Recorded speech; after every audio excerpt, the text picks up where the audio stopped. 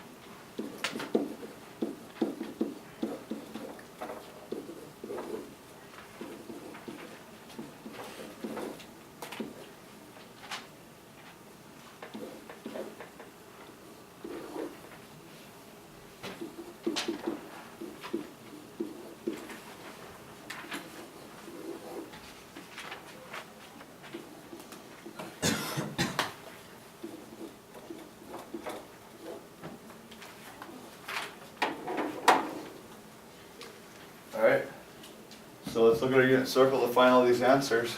First up, if we read the directions, what does it say here? Radical form, that could be, what's a radical? That's called a what? Square root. And it says give the what? The exact value. Does it say anywhere in the directions here, hey, round it to the nearest decimal?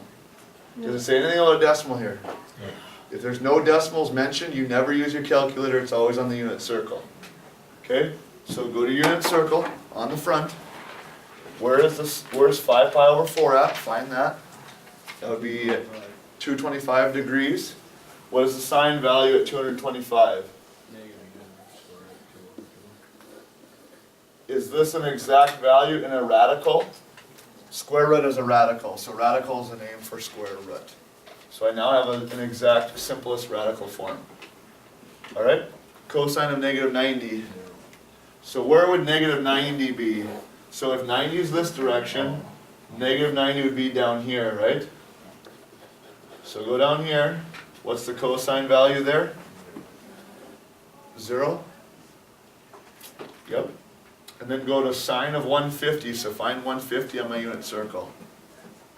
150 should be over here. Half. Okay. And then find 11 pi over 6.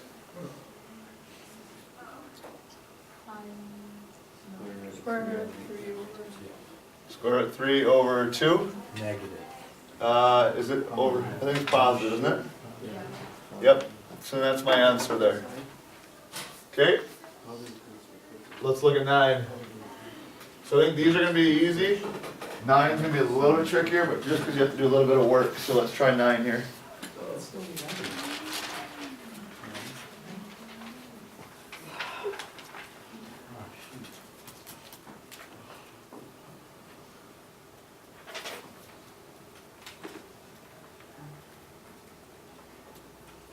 Is this test going to be on this quarter? Yes. Alright, good. So those that struggle in the last one have a chance to get it up. You're having trouble typing that V in. Yeah.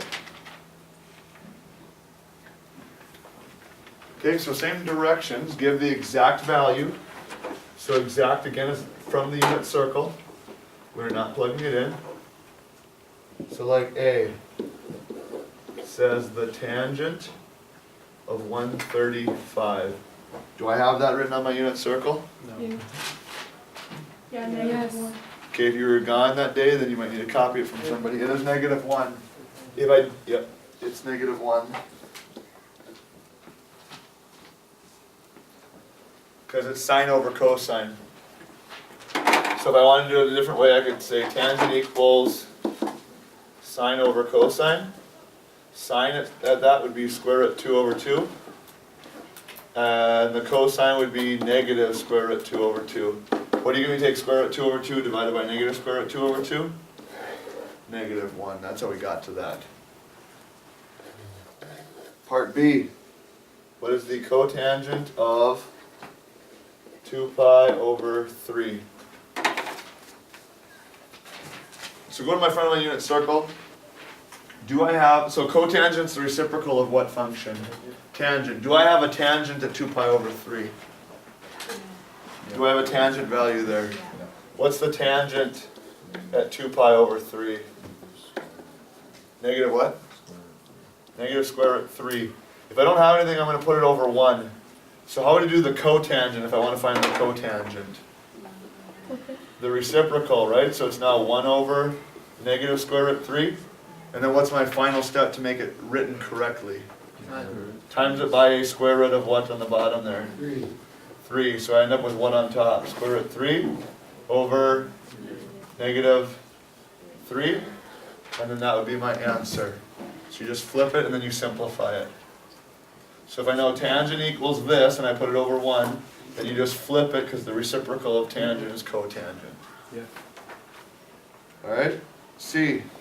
Secant of negative 60. So where is the secant of negative 60? I'm probably going to keep talking, so if you guys want to leave, you can. If you want to wait and get the last problem, you can, because I have the video going. Just walk behind it. Okay? So negative 60. Where's negative 60 located? Down to here, right? Which would be 300. So go to 300. What's secant's reciprocal? S goes with which one? Cosine. So if I know the cosine at 300, what's the cosine at 300? Half. What would be the secant then at 300? 2. So then that would be 2 for my answer. Okay? D. We have what here? CSC of negative pi. Well, negative pi would be, this is pi. Negative pi would go that way. Okay, so then if I want to do the cosecant, that's the sine's reciprocal. So that means I got sine, and that's 0 there. So if sine at negative pi is 0 over 1, its reciprocal would now be 1 over 0. Can you have a 1 over 0? No, so that would be undefined. Okay, and then I'm going to do the last one here, number 10. Okay. So it would be sine 1? On the last one, it would be sine of 0 over 1, 0, and then you put it over 1, and then when you flip it, it turns to 1 over 0, which is undefined. Okay, and then number 10 is the last one. So the tangent of x equals negative 1/3. Where pi over 2 is less than x, which is less than pi. Find the other 5 trigonometric functions. So what are the 5 other trigonometric functions? I would then just draw this, okay, by using x, y axis. And I got to figure out where it starts. So on this problem, I'd start at pi over 2, which would be up here. And it goes, starts here, and it finishes here. So pi would be over here, and the unit circle runs in this direction. So what quadrant would that have to be in here? Quadrant 2. So then I would draw my ray, and then again you make a triangle like we did before. So what axis do we go to? The x-axis. And then label the things I know. Okay? So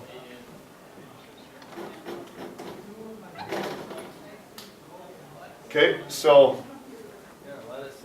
if I'm doing this, then the tangent would be this guy. What's tangent?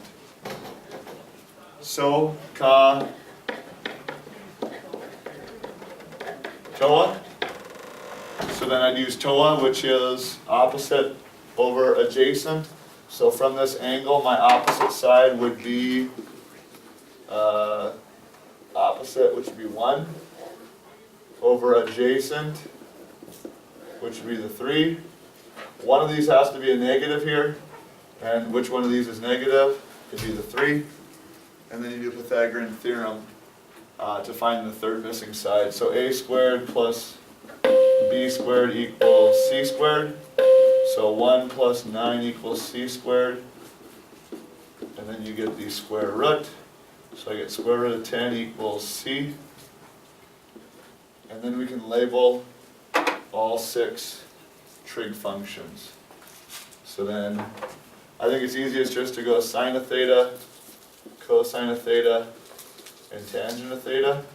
We already know tangent is negative 1/3.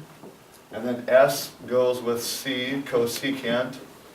C goes with S, sine. These are reciprocals of each other. And then tangent's reciprocal is cotangent. Well, if tangent is negative 1/3, cotangent would be the flip of that, or the reciprocal of that, which would be negative 3/1, or just negative 3. Okay? And then if I use SOHCAHTOA, which is up here,